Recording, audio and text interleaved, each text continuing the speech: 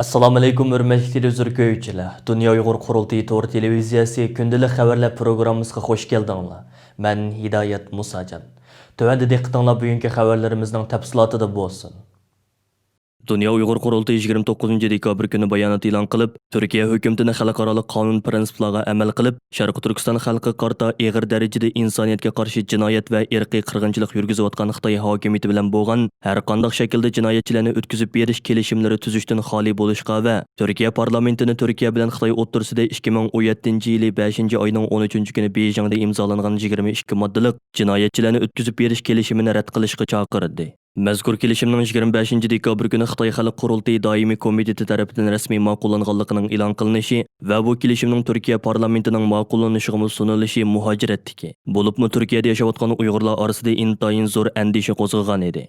Dünya Uyghur qurultayining bu munosabat bilan e'lon qilgan maxsus bayonotida agar bu kelishim Turkiya parlamenti tarafidan qabul qilingan taqdirda Xitoy hukumatining buni Uyg'urlarga qaratib kelgan zulm va besimlarning yangi vositasiga aylantirganligi va begunoh Uyg'urlarni Xitoyga majburiy ilib ketishga harakat qilib kelayotgan Xitoy hokimiyatining bu jihatdagi urinishlariga fursat tug'dirib berdiganligi ta'kidlandi.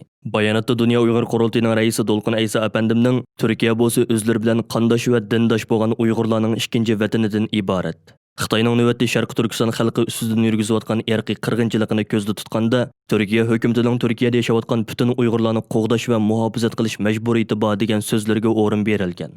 Bayonotda yana xalqaro qonun prinsiplari bo'yicha Turkiya hukumatining bu davlatda panohlanib turayotgan Uyg'urlarni Xitoyga o'tkazib bermaslik majburiyatining borligi. Agar Xitoy bilan tuzilgan yuqorqi anglashma rasmiy ijroga qo'yilgan taqdirda, Turkiyadagi Uyg'urlarning Xitoyga qaytarilib, og'ir qiyin qistoqqa uchrash xavfini keltirib chiqardiganligi. Shundaqla Turkiya hukumatining uzun yillardan buyon Xitoyning zulmidan qochib kelgan Turkiyadagi Uyg'urlarning qalbidagi obrazini og'ir darajada zedelaydiganligi.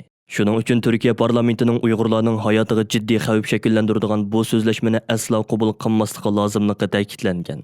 Bayonotda yana mustabid kommunist Xitoy hokimiyatining navbatda Sharq Turkistonda Uyg'urlarni asos qilgan yerli xalqlarga qarata yurgizayotgan insoniyatga qarshi vahshiy qilmishlari va irqiy qirg'inchilik siyosatlari amaliy misollar bilan sharhlab o'tilgan bo'lib, millionlagan Uyg'ur va boshqa yerlik millatlarning turmalarda va jazo lagerlarida tutib turilayotganligi, 500 mingdan ortiq Uyg'urning majburiy emgakka silinayotganligi, Uyg'urlarning majburiy dinsizlashtirilayotganligi, majburiy tug'mas qilinayotganligi, ona tilining cheklanib, madaniy meroslarining vayronchiligiga uchratilganligidek bir yurish jinoiy qilmishlarining xalqaro jamoatchilik tarafidan allaqachon qabul qilinganligi. Bu sababdan 2018-yili Shvetsiya va Germaniya hukumatlarining bu davlatlarga panohlik tilab kelgan Uyg'urlarni har qanday shart ostida Xitoyga asla qaytarilmaydiganligi haqida qaror chiqarganligi. O'tgan 2 yildan buyon yana Yevropa ittifoqining Uyg'ur panohlanuvchilarni qo'g'dash haqida orqa-orqadan maxsus qarorlar qabul qilib, Yevropa birligiga a'zo davlatlarning Uyg'ur siyosiy panohlik tilagan Uyg'urlarni asla Xitoyga qaytarib bermaslikka chaqirib kelganligi ta'kidlab o'tildi. Dünya Uyghur qurultayining raisi Dolqun Aysa apandi 29 dekabr kuni Yevropadagi turkcha Mediaskopi televiziyasining ziyoratini qabul qilgandimi qurultayining bu masala haqidagi yuqorqi qarashlarini takrorlash bilan birga, agar Turkiya bilan Xitoy o'rtasida imzolangan jinoyatchilarni o'tkazib berish kelishimi Turkiya parlamentida ma'qullangan taqdirda, bu Turkiyaning bir qonun davlati bo'lishdek salohiyatini og'ir darajada zedelaydi deb ko'rsatdi. Dünya Uyghur qurultayi bu munosabat bilan 28 dekabr kuni qurultay ijroiya komitetining favqulodda yig'inini chaqirib, bu vaqtda ilib beriladigan xizmatlar haqida konkret o'rlashtirish ilib borgan. Shundaqla yana 29 dekabr kuni Dünya Uyghur qurultayi, Sharq Turkiston ma'rif va hamkorlik jamiyati, Sharq Turkiston ulamolar birligi qatorliq bir qism tashkilotlarning asosliq mas'ullarining qatnashishida maxsus to'r yig'ini chaqirilib, Turkiya bilan Xitoy o'rtasida imzolangan jinoyatchilarni o'tkazib berish kelishimining Turkiya parlamenti tomonidan rad qilinishini qo'lga keltirish uchun xalqaro sahnalarda va Turkiyada ilib beriladigan xizmatlar haqida tafsiliy muzokara ilib berilgan edi. Mazkur kelishim Xitoy Xalq Qurultayyi doimiy komiteti tomonidan rasmiy ma'qullangan 25 dekabr kunidan e'tiboran Turkiyadagi va boshqa ellardagi Uyg'ur tashkilotlari Turkiyadagi har qaysi partiyalarga, parlament a'zolariga va yerlik ommaviy tashkilotlarga orqa-orqadan murojaatnoma yo'llab, muhojiratda yashayotgan Uyg'urlarning bu jihatdagi andishalarini bayon qilish bilan birga, Turkiya parlamentining barliq a'zolarini yuqorqi kelishimni qat'iy turda rad qilishga va Turkiyada panohlanib turayotgan Uyg'urlarni Xitoyga o'tkazib berishdan saqlanishga chaqirib kelmoqda.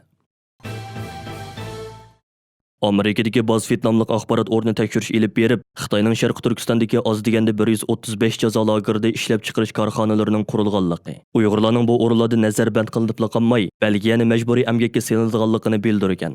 BuzzFeed xabarlarining bildirishicha, ular bu uchurga hukumat hujjatlarini, sun'iy hamroh suratlarini analiz qilish va kishilarni ziyorat qilish orqali erishgan bo'lib, bu vaqtdagi analizlar ular bayqagan o'rinlarning ichida oz deganda 135 o'rindagi lagerning ishlab chiqarish korxonasi borligini ko'rsatib bergan. Xabarda bu o'rinlardagi korxonalarda keng ko'lamlik majburiy emgakning yo'lga qo'yilayotganligi aniq ekanligini, shuningdek Sharqi Turkistonda lagerlarning ichi va sirtidagi korxonalarning hammasining o'xshash xarakterga ega ekanligi ta'kidlangan. Xabarda yana Washingtondagi CTUD-ADS nomli ommaviy tashkilotning sonliq ma'lumoti naql keltirilgan bo'lib, mazkur ommaviy tashkilot Sharqi Turkistondagi lagerlarning ichi va sirtida korxona qurgan 1500 da Xitoy shirkatining tizimligini turg'izgan ekan. Xabarda bu shirkatlarning 92sining import-eksport bilan shug'ullanadiganligi, ularning ichidagi Jishua 7555 nomli bir shirkatning harbiy kiyim-kechak ishlab chiqarib, Xitoy ozodlik armiyasi, qurolli soqchi qismi va JX organlarini kiyim-kechak bilan ta'minlaydiganligini bildirgan. Washington pochtasi gazetida 28 dekabr e'lon qilingan bir maqolada Xalqaro jinoiy ishlar sotining Xitoyni Uyg'ur qirg'inchilik masalasida tekshirmaganligi zo'r bir axloqiy mag'lubiyat deb ko'rsatildi. Ba'zi Uyg'ur tashkilotlari ilgari Xitoyni Xalqaro jinoiy ishlar sotiga arz qilgan. Biroq Xalqaro jinoiy ishlar soti yaqinda Xitoyning uningga a'zo emasligi, shunga dalillarni tekshirib aniqlashning mumkinchiligi yo'qligini bahona qilib, bu arzni tekshirmaslikni qaror qilganligini bildirgan edi.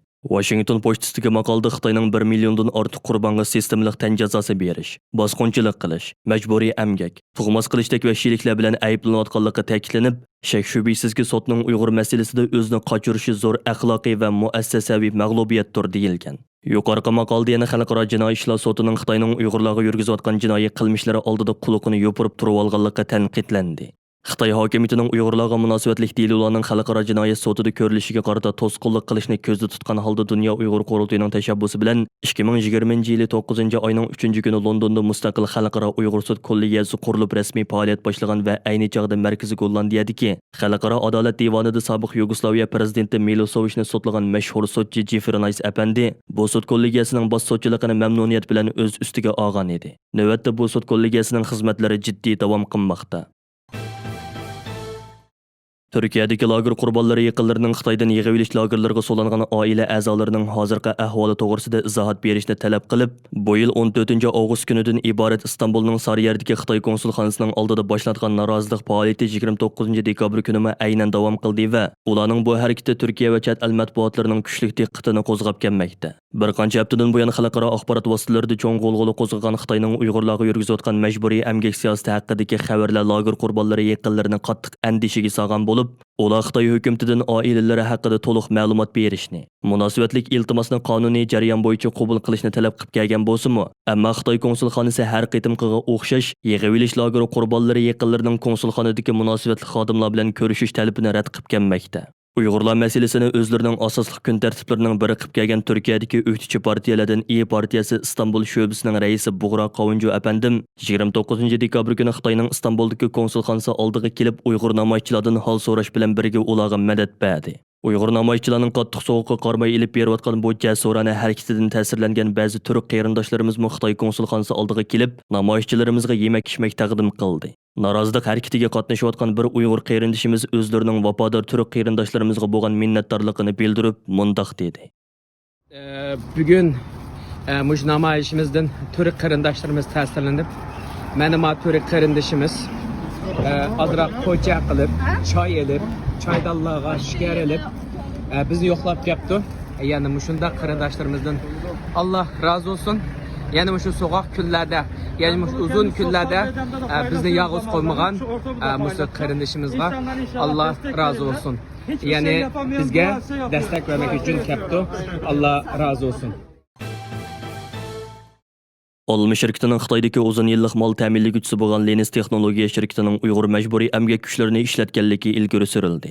Washington pochtasi gazetining 29-dekabr xabar qilishicha, yangi oshkorlangan hujjatlardan olma shirkatiga iPhone ayniki ishlab chiqaradigan Lenis texnologiya shirkatining Uyg'ur majburiy emgak kuchlarini yo'tkab ishlatganligi ma'lum bo'lgan. Bu hujjatlarni ochiq texnologiya qurilishi bayqagan bo'lib, uningda millionlagan Uyg'ur ishchilarining Lenis texnologiya shirkatining korxonalariga yo'tkalganligiga doir tafsilotlar yer olgan ekan. Xabarda yana Lenis texnologiya shirkatining Amazon va Tesla'ni mol bilan ta'minlaydiganligi, Alma şirketi Linus texnologiya şirketining o'zlariga Uyg'ur majburiy emgak kuchlarini ishlatmaydiganligini aytganligini bildirganligi. Biroq ochiq texnologiya qurilishining direktori Keti Paulning majburiy emgak olma şirketining ta'minot zanjirida ular e'tirof qilgandan keng doirada ishlatiladi deganligini bildirgan. Xabarda bayon qilishicha Xitoy doiralari 2019-yili Linus texnologiya şirketining Xunandagi zavodlariga Uyg'ur majburiy emgak kuchlarini yetkazgan ekan. Xabarda yana Uyg'ur emgak kuchlarining bu yil koronavirusi yuqumi tarqalgan 2-oyda Xotan viloyatidan bu shirkatning Xunandagi zavodlariga yana o'tkazganligini bildirgan. Yaqinda Amerikadagi taratqular olma shirkatining Amerika davlat majlisida Uyg'ur majburiy emgakini cheklash qonun loyihasiga qarshi faoliyat ilib borganligini ilgari surgan edi.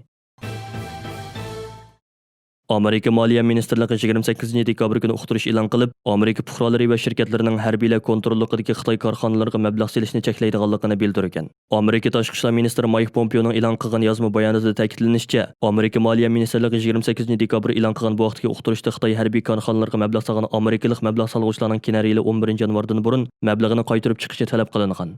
Amerika Moliya Ministerligining bildirishicha, kelar 11-yanvardan keyin shirkat yoki shaxslarning Xitoy harbiy korxonalaridagi mablag'i qanchalik bo'lishidan qat'iy nazar mablag' yoki paychek oberti birdek to'xtatiladi ekan. Prezident Trump bu yil 11-oyda ma'muriy buyruq tushirib, Amerikalik mablag' solg'uvchilar va pensiya fondlarining Xitoy harbiy korxonalariga mablag' selishni cheklaydiganligini e'lon qilgan edi. Mike Pompeo 28-dekabr e'lon qilgan bayonotida bu buyruq Amerika mablag'ining Xitoyning harbiy istixborot bexatarlik jihatlaridagi taraqqiyoti va zamonaviylashiga ishlatilmasligiga kafolatlik qilib, Amerikalik mablag' solg'uvchilarning bexabar holda harbiylar kontrolligidagi Xitoy korxonalariga mablag' selishning oldini oladi degan.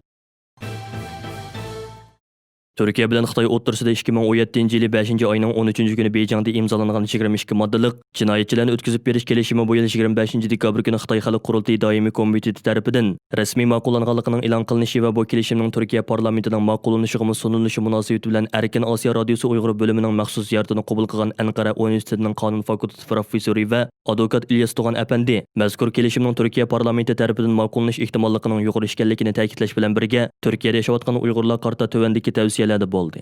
Birinchidan, kimligi yoki pasportida masala bo'lsa, cho'qim bir advokatga vakolat berib qo'ysin. Shundaq bo'lganda qaytarilish ehtimolligi bo'lganda 7 kunlik qonuniy tartibdan o'tish vaqtidan unumli foydalangani bo'ladi. Ikkinchidan, agar soqchilar tarafidan tutilsa, cho'qim advokat talab qilsin. Advokat kelishdan burun hech qanday savolga javob bermayman deyish kerak. Üçüncüden Türkiye fuqarosi bo'lishga iltimos qilsin. Albatta, agar rostlik xavf his qilsa, boshqa bexatar davlatlarga ketishni tavsiya qilaman. U yana monolarni qo'shimcha qildi. Bu kelishimning asosiy maqsadi Turkiyadan jinoyat ishlab Xitoyga qochib ketganlarni tutish emas. Hech kim Turkiyadan Xitoyga qochmaydi. Turkiyaning turmalari Xitoyning mehmonxonalaridan yaxshi. Bu kelishimning maqsadi nihoyatda aniq. Xitoyga qarshi turgan Uyg'urlarni Xitoyga qaytarg'izish. Turkiyada Xitoyning besimini his qildirish. Mumkin qadar Turkiyadagi Uyg'urlarni Xitoyga qaytarg'izib jazolash.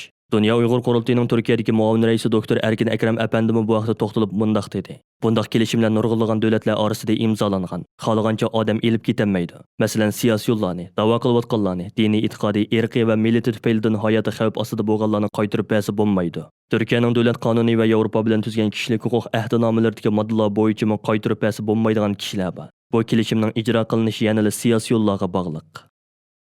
Aziz ko'rinmanlar, yuqorida Dünya Uyghur qurultayyi to'r televiziyasining күндىلىك xəvərlər proqrammasini diqqətinizə sunduq. Keyin qitimliq proqrammamızda görüşəyli. Görüşkiçə aman boğaysılar. Xeyri xoş.